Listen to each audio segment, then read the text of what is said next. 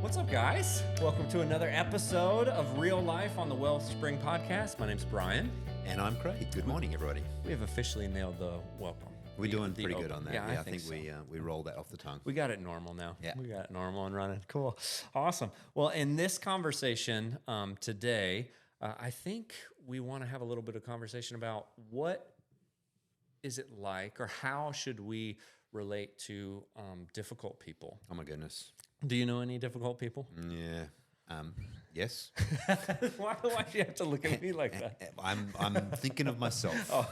I can be difficult. I can be very difficult. Oh, I am certain I am easy to love. Yeah. I'm very lovable. I'm people. All right. I'm certain adore me. We'll talk about this afterwards. Yeah. It's nice to assume that people like you. Yeah. Don't you? Do you do that? And I do. I also assume people don't like me on occasion, right? Occasionally, yeah. And I find out sometimes they do. So Yeah. that's a whole subject there on what are we thinking about other people's assumptions about us, right? Oh man, actually, I'm going to talk about that this weekend. All right. Yeah, the perceptions that people have. Oh my goodness, yeah. So because there's a story that we're going to be in where a person has a particular assumption that a preconceived notion about Jesus. And Jesus doesn't meet those expectations. There you go. And he has an issue with it. Yeah, that happens. It does. It happens in real life. And it happens for us, and that's what we're all about, right? Real life. So let's sure. unpack this a little bit, then, shall we? So when you have a so are we only going to talk about mother-in-laws, or what are we going to do? Oops. I thought that was not on the list. No, I'm just kidding, Roxanne. mother-in-law, I love you. yeah. Yeah, Roxanne, I love you. No, difficult people exist. Yes. I know, because I can be difficult. Like we said, I can be Right. difficult.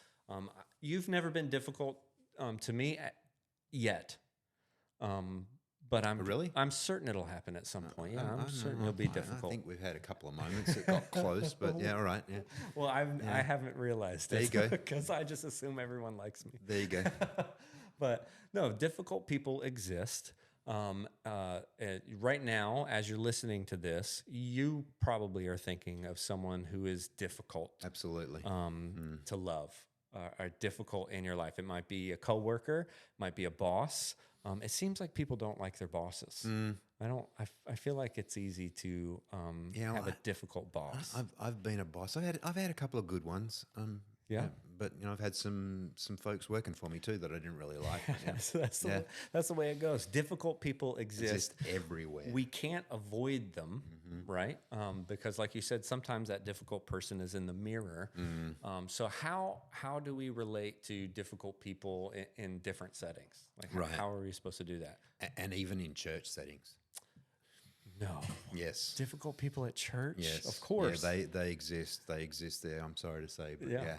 So last time we talked about, the way that people know that we are followers of Jesus is that we love each other. Right. And so the obvious answer when we're dealing with people that are difficult is just love them. Right. Love one another. That's what Jesus said. That's right. it. So that's it. Just love difficult people. Game over. Period. End We're of the done. podcast. Yeah. Great. End of the Thank you, everybody. conversation. Thanks for coming. Except for in real life, some people Doesn't are really work that difficult to way. love. Yeah. Some people are really difficult to love, and so how do we engage with those people? How do we do that? And the only way that I can think to navigate this conversation is in real life. How I've done it in the past. Yep. How I've done it poorly in the past. Yeah, and I felt like it's gone well, and I felt like I just made this situation a lot worse. Right.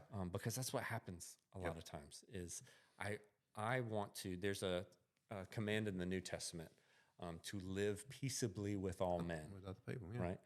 So that's the goal, is to live peaceably with all men. Absolutely. And I think that doesn't mean I agree with that. agree with everyone, everywhere, all the time. You got it. And so I think that's worth a conversation. Yeah. It's like, well, how do I disagree with a person? Right. How do I not necessarily to have a whole conversation about conflict, but how do I live peaceably with people who are difficult to live with? Yeah. How do I or disagree? So let me try and unpack this. This first step for me would be what it is that they're actually what are we disagreeing about? And this comes back to this idea of assumptions, right? I don't know how many times I've assumed somebody else has a certain belief or a certain thing that they're and I find out later that wasn't exactly what they were thinking about. Yeah. And we went down this whole path of disagreement only to realize that it was just me jumping to conclusions. So for me, one of the first steps, I do this so poorly, but I try hard, is to really, really listen. Just to be present and to really listen. Because I don't know about you, but I'm always thinking about what I'm going to say when you're finished talking. And so I really have to back that off and just say, I'm just going to listen to try and understand. And then you know what? Sometimes we may not even disagree. Yeah. But at least I'm understanding and taking the time to understand. There's a passage in the Bible where it says, be slow to speak, be quick to hear, Right. be slow to get angry. Yeah, that's good. But that's where, if a person I'm engaging with and I feel like they're difficult to love, they're a difficult person, I am typically not slow to speak. Right. I have to get in, I need to let this person know this thing, or I'm not going to let this person say this thing. Right. Right. And so I'm quick to speak. Yep. Right. And I don't listen. And thus this person who's difficult might get even more difficult because I'm getting angry now in this conversation. And that's not very loving. No, yeah. And it's not very loving, that's right? Kind of the opposite Yeah. of that. But listening is a hard thing to do. Man. And mostly because I think it's our own pride that gets in the way. Yeah, really. When you're talking about assumptions, I cannot tell you the amount of times I've made a wrong assumption based purely on a story that I'm telling myself in my head. Yeah, there you go. Like I am so quick to listen to the story in my head instead of listen to this person express to me how they're feeling or where they're at, or even taking a second and trying to listen past even this person's obviously angry. Like, so let me try to hear past this immediate, they're upset about something. Instead, I immediately go to the narrative or the story in my head because that's what I want to listen to. Right. Mostly for me because I'm the hero of that story. Yeah, aren't we all? Yeah. We all like to think that. I'm blameless in this story. So let's ask this question. How do we know if we've listened to someone? How do we really know that we're listening to someone? That's a good question. How do I know if I've listened to someone? I would have to ask myself, how do I know? How do I feel like? When do I feel like I've been listened to? Yeah, that's a good way to look at it. Because asking it from that perspective, I'm probably not clever enough to come up with an answer. But when I feel like I've been heard, because ultimately, like that's very meaningful to me. Like, isn't it? To everyone, I want to be heard. That speaks deeply. If I'm not heard, I might be critical of you. I might have a criticism about you. But if I feel, or about a certain thing, and if I feel like I'm not being heard, my criticism, which typically criticisms aren't necessarily even bad. It's just like maybe we're looking at something from a different angle. That could be good. But when I feel like I'm not being heard, my criticism can turn to cynicism, where it's like, I don't care. I'm not going to listen to anything you have to say. Right. Because I might be critical about this one point of something that you did or something that you said or a certain dynamic in our relationship. But if I don't feel like I'm heard, I'm not critical about that one thing. I'm cynical about every part of you. Right. Like, and now there's this huge barrier. Yeah. But when I feel like I'm being heard, I think if I were to put my finger on like the thing for me, is if I'm having a conversation with you and you can relate to at least one thing that I'm saying, like, then I feel like you actually heard me. And I don't know if that statement makes sense. Let me unpack it. Absolutely. Like a little bit. Like if you and I are talking about something, and I might be difficult. We might be even in a disagreement. Have a disagreement, or I might be having some sort of. We could be talking about anything, and you say the phrase, "Me too," or I understand that thing, and you can tell me something that you relate to how I'm feeling. you've heard me. Yep. And we're good. We don't even have to agree. Right. But me too. Right. This is hard for me too. Like, cool. Yeah. Then we That's have good. We have That's something good. that if there's some way that you can relate to how I'm feeling. Right. Like, you don't have to agree with me. Right. But if there's one point that you can relate to, I've been there. I see you. I felt that as well. I feel like that's what it feels like to be heard. Yeah, that's good. Like, That's good. you don't have to agree. Mm-hmm. You know, you don't have to endorse. Right. You don't have to go, oh, well, let me drop everything that I think, and now I subscribe to everything that you think. Yep. I just, if you can relate to one thing, To it. Yeah, that's really good. I've been heard. Yep. That's good. So that brings up the other side of it is sometimes I've heard people, or sometimes I'm telling a story to someone else that they clearly disagree, and they've said, "Oh yeah, I get it, me too," but I know they don't. I know they've never been in the same circumstance I've been in, and that kind of feels false. It feels fake. Yeah. And so it's something I've tried to do to other folks when I'm hearing them. I go, man, that sounds really difficult. I just can't imagine how difficult it is because I've never been there before. Yeah. And that to me, when people have said that to me, and I try to say it to others, when I genuinely cannot relate, I don't get what they're saying, but I can hear their struggle. But I think that's the same thing. Yeah. Like, I think that's the same thing as genuinely saying, I understand. And let me give you an example of why I understand that. The same thing as being honest and transparent enough to be like, man, I am not going to pretend like I know what that feels like. Right. Or I'm not going to pretend that I understand the fullness of your situation. And that sounds hard. Yeah. I feel heard. Yeah. Like Absolutely. it's just being able to meet a person Right. in at least a real way. Yeah. Like an authentic way. Yep. Then I've been heard, and someone who's difficult. That doesn't mean that, like, oh well, you're no longer. Our relationship is very easy now. Right. No. You know what I mean? Of course not. Everything is fixed now. But at least I know if I express something to this person, they're gonna hear me. They're gonna hear it out. Yeah. They might not disagree. They might not agree with me. Yeah. But they're at least gonna hear me. Hear it out. Yeah. And I've had people in my life that are like that. Yep. Where I feel like I can connect with this person. Right.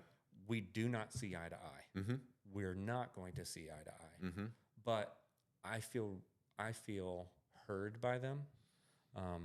And when you feel heard by someone, you feel respected. Right. You know, you feel validated. Mm-hmm. Like, not as, like, again, being correct, but being human. Human. Yeah. Which is really important. Yeah. Versus someone who yeahs through a conversation. Like, I have to pause because I've been guilty of this. I'm thinking the same thing. I was thinking I've been guilty of this many times. Yeah. And my head's off somewhere else. I'm not even in the conversation. Yeah. Oh my gosh. I remember I had someone I was working for who I really respect. I sat down with him and I said, will you give me some feedback? And he was like, yeah, for sure. And we're sitting there having a conversation, and I'm trying to track with him, and I'm going, yeah. And we're talking, and he's trying to relate to me. Right. And he's trying to relate to me. And I asked him to, like, hey, will you connect with me and, like, help me think through something? Will you help make me better? Right. And he's sitting there taking the time to connect with me. And this is someone who, like I said, I respect a lot. Right. But not all the time we saw eye to eye on. Mm-hmm. Because I was, for the most part, I was really arrogant. But I'm You sitting too? here. Yeah, I'm sitting here in this conversation going, yeah. And I remember he finally, like, he hit the table and he said, would you shut up with that yeah stuff? And I was like, Whoa. Yeah. Like, That's good. He's getting my attention. That's good. And I'm like, he's like, Good for him. yeah. And he just called me out on Right. what you're doing. When you say yeah, he's like, you're not connecting with me at all. Right. All you're doing is telling me, yeah, I know what you're talking about. Right. Let's get on to the next thing. Yep. He's like, you're not validating what I'm, like, the time that I'm taking to connect with you. And, like, man, he really went through and grilled me a little bit. That's good. That's very good. Which is kind of what I asked for. Yep. But you weren't accepting it. You weren't taking it on. Yeah. Right. But it was one of those things. I asked for it. In all honesty, I probably asked for it to make myself look better. Right. You know, well, because this is my employer, and hey, will you take the time to talk to me? Yep. You know, and really make me better. I've had situations both ways. I've done the same with bosses, and I've had employees come to me and like, oh, hey, boss, you know, but they're not wanting to listen. They're just yeah. Oh man, that's good. It kind of reminds me of like the Seinfeld episode where they're like yada yada yada. but it's one of those things. I can yeah through a conversation, and I'm not having a person's not going to feel heard. So here's the next step. Then when someone repeats back to me what I've been talking about, and they do it in their own words, which shows that they really were listening, and not only that, they took my concept and were able to put it in their words. Man, that really speaks to me. I've tried to do that back the other way. That's hard. That's really hard to do. But it's going not only yes, I'm hearing you, not only yes, me too, but yes, let me try and explain what you just said, but I'm going to try and explain it in my words, and I want to see if this connects with you. Is this what you're saying? And then that's such a good question. Yeah. Is this what you're saying? Like, is this what you're trying to say? Yeah. Like, one of the phrases that I've picked up a couple of times is like, help me understand this, like this part. Like, it's just that acknowledgement. And again, this takes humility, that acknowledgement of, I don't understand. Yeah. Like, it's so much different to going, you're not making sense. Yeah. Yeah. Or I don't get it. Yeah. Tell me again. Yeah. In a different way. Yeah. Which, like in a marriage, that's probably that's probably a thing that happens all the time. You're not making any sense. That doesn't make any sense. Right. That's a very different posture. Right. Than I don't understand. Yep. Like, help me understand this. Or hey, I think I'm getting this. Can I explain how I'm seeing it? Is that what you're trying to say? Yeah. And then they can either say yes, it is, or they can correct it. And man, that is when people have said that to me. I mean, man, that just shows that they are really listening, and they're really, really keen to understand, and they have that empathy and really wanting to connect at a deeper level. I think it's in Brene Brown's book, Dare to Lead. She gives a really good tool to use, and we've got it on the bookshelf. Yeah, right back somewhere. here. Yeah, she has a really good tool that she uses where she says, the story I'm telling myself is blank. Like, if she's engaging with a person, they're having a disagreement, or maybe there's something that's said in a meeting or something that's said in a conversation, and there seems to be some sort of disagreement or the potential for conflict happening. Instead of waiting around forever and letting that boil, because the story that I tell myself, the perception or assumption that I have about someone, I have a tendency to listen to that more than I do to listen to you. Yeah. So what she does, this great tool, is she goes directly to the person and she goes, hey, so the story I'm telling myself is, when you said this, you meant yada da whatever, you know, and goes through whatever that is. That's vulnerable. And that's putting yourself out there. Which is putting yourself out there, right? Especially to someone who you might view as someone who's difficult, or someone who there's potential to have conflict with, can take advantage of you. Yeah. But that, I thought that one line, that tool is so powerful to sit there and say, hey, look, so the story I'm telling myself when you said this is this, that you actually meant, you know, this negative thing about me. And she outlines in her book how 9 times out of 10, like way, like out of balance is the fact that the person goes, no, that's not what I meant at all. Oh, right. Like, that's not what I was saying at all. Yep. What I was saying was this, because there's that miscommunication, or there's that false assumption. And if you want to live your life on false assumptions, like, be prepared to have a very difficult life.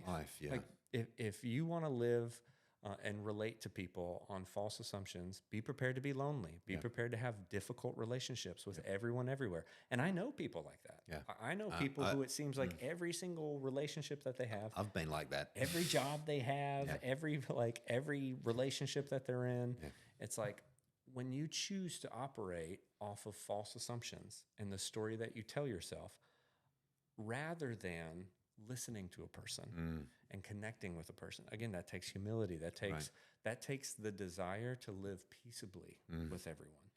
Like, if you're not going to do that, then you have to be prepared to say, well, every relationship's going to be hard. It's going to be difficult. Yeah, every person is going to be a difficult person. There's going to be conflict with everyone, everywhere, all the time. Yep.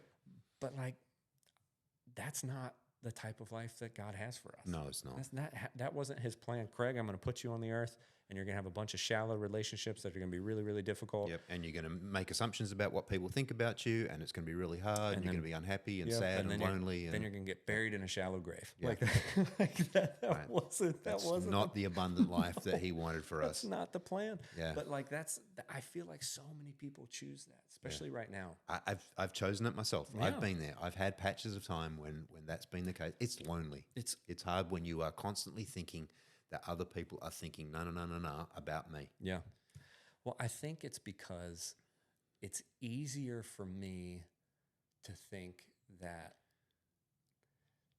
that's what people are thinking about me, and that can't be true, than it is to take a second and maybe look inward. Right.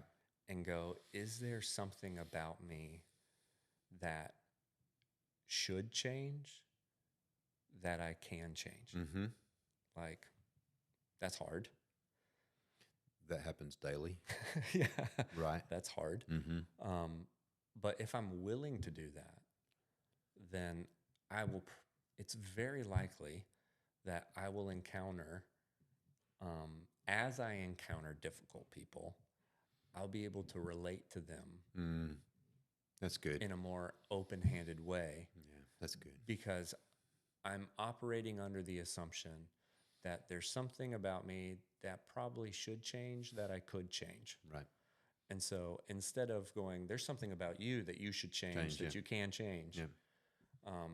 If I would operate in humility and understand that it's part of here's a church word coming, part of the sanctification process. There you go. Mm-hmm. That God wants to do in me. Yep. Is that there's something in me that should change, that probably could change. And just to add to that, not even that, am I seeing there's something that should change and can be changed, and I want to change, but that I'm even prepared to listen to you to identify what that might be. Mm-hmm. That I might even be open to the person who I'm disagreeing with, the person I'm struggling to get along with, the person that is having this conflict, potential. Maybe there's something that they're saying that's legitimately true, and I need to hear that. Yeah. And that's hard to hear. That is hard. That's hard to hear. Because I like to be right. You too? Yeah. Yeah. Like I suffer that disease I a lot. I like to be right. Yeah. You know, it's one of those things, I don't enjoy being wrong. Mm-hmm. Like I like to be right. Yeah. And so at a certain point, again, you have to make the choice in your life. Either I'm going to operate under the assumption that I'm always right and everyone has to change. And because of that, I'm going to be lonely. Every relationship is going to be difficult. Right. And this is just going to be really hard to relate to people. Mm-hmm. Or I can choose to operate under the idea that, I'm a work in progress. Yeah. God began a work in me, and He is going to complete it. And He may be using some other folks. Yeah, it's not there yet. Yeah. So maybe I'm not right. Maybe this person that I'm having a difficult relationship with, what would happen if I listened to them? Yeah. Like if I heard them. That's good. If I tried to relate to them. So this kind of feels like it's coming in for a landing here to say, don't do life alone. Don't do church alone. Yeah. I hear it all the time is, just get on your knees, give it all to Jesus. And absolutely we need to be praying and reading God's word and talking to Him. Mm-hmm. But He made it very clear that we need to be doing life together. Yeah. And don't expect everyone that you're going to do life, everyone that you encounter, even at church, to be friendly, happy. Not be difficult. Right. Like relationships are messy because people are messy. Things are difficult because people are difficult. Sometimes I'm difficult. Mm-hmm. Sometimes I'm messy. Like that's going to happen. And a lot of times I think we have a tendency to step into a church and think that all the people in there are going to just be perfect, Right. and everything's going to be And right. they try really hard to look that way. I know I did. I know, like it's easy to put on a mask to do that. Yep. But I heard this example the other day.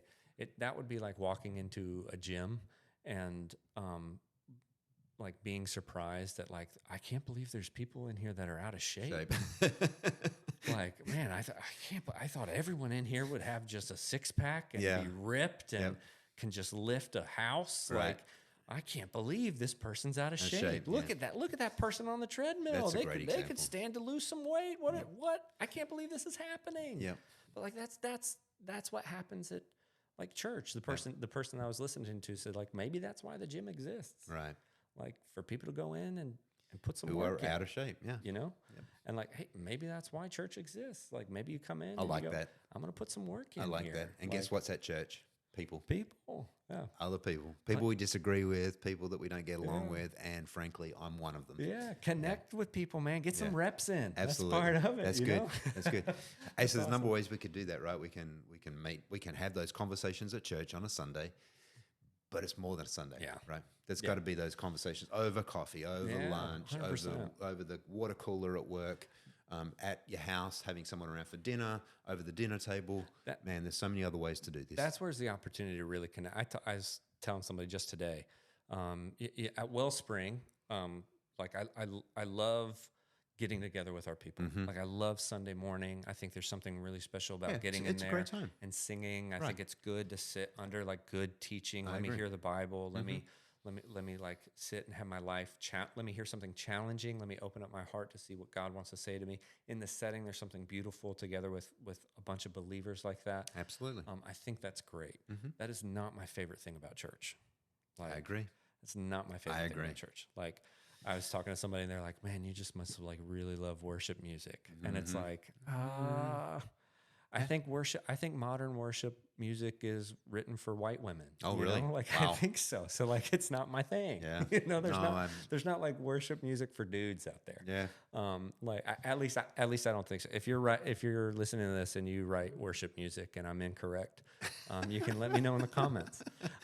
But I don't like it. That's not my favorite. I thing. don't connect with every song that gets played. Yeah.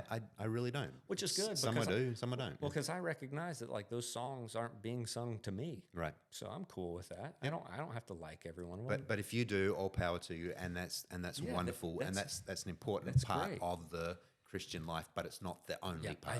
I think it's a beautiful thing. Yeah. That the church comes together and does. Oh my goodness, yeah, it does. My favorite thing is to get together with one another. Yeah. And really connect to someone. Me too. I want to meet you exactly where you're at. Me too. I want to hear what's going on in your life. Yep. I want to encourage you. I think, and maybe even be encouraged. Yeah, and I think that me just being around you is going to encourage me. Yeah, there you go. I want to break bread with you. I want to have you in my life, and I want to be in your life. Yep. Like, I think that is that community, like we talked about last week. That's different. I think that's the special thing about church. And this idea that I need to act in a certain way, I need to know a certain amount of Bible, I need to be this good or this certain level before I can have this is just ridiculous. Yeah, it just doesn't work. Yeah, we're just where we're at is where we're at. You said that on Sunday, and I loved that. Right, phrase. Where you are is where you are. Yeah. Like I hate the idea of people coming to the church and having the assumption, well, Brian's the pastor, so he must know X, Y, Z. He must know all this stuff and projecting all that on me, because like I'm just going to tell you, if you're doing that, I'm going to disappoint you. Yeah, 100%. I'm going to disappoint you. But one thing I can promise you is that I am not doing that to you. But because I just want a relationship with you. Right. Like, and that's the beautiful thing about like the life that Jesus wants to live through us. Like, if we're supposed to love one another in the same way that he loved us, like Jesus came to earth and said, I want a relationship with you. Wherever you were at. God loves you and wants a relationship with you, period. I love that. That's it. That's why I believe. Yeah. And now guess what? He's going to work in me. Like, he has something in me to work on. There's something in me that needs to change. Me too. And he wants to do that. Yep. And I want him to. Yeah. But first, before anything is like, God loves you and wants a relationship with you. I love that. Well, that's why, like at Wellspring, and we can wrap this up. Come hang out with us on Sunday, 10 a.m. This Sunday, 10 a.m. at the Levin YMCA. If you're out there and you go, hey, how do I get connected to Wellspring? Do I have to attend a service? We have house churches that are going to be launching February 12th. They're going to meet in town here in Pensacola. And if you're like, hey, if I come to church there, like, what can I expect? What is this like? Like, I'll tell you 100%, like, the first step at Wellspring, like what we want is a relationship with you. And so when you come to Wellspring, sure, there's a handful of places that you can like volunteer and get involved. And I think that's cool. But like what I want to do is I want to know people. Get to know you. Like I want to come over to the house. Let's have a meal. Yeah. Like let me get you plugged into a house church, break some bread with some people. Absolutely. Like get to know people. Same. Yeah. Like that's step one. Like step one isn't like, and now this is where we're going to suck all the life out of you so we can stack chairs. Like, you know what I mean? Like that's not it. No, that's like, not man, it. there's a deep life that God is calling us to. And the way that you really live in the depth and the richness of the life that Jesus has for us is with one another. That's it. Even if you're difficult. Wow, that's awesome. That's All right, that's guys. an awesome line right there. Cool. Love it. Hope you love this episode. We loved hanging out with you. Talk to you later. See you. Catch Bye. you all later. Bye.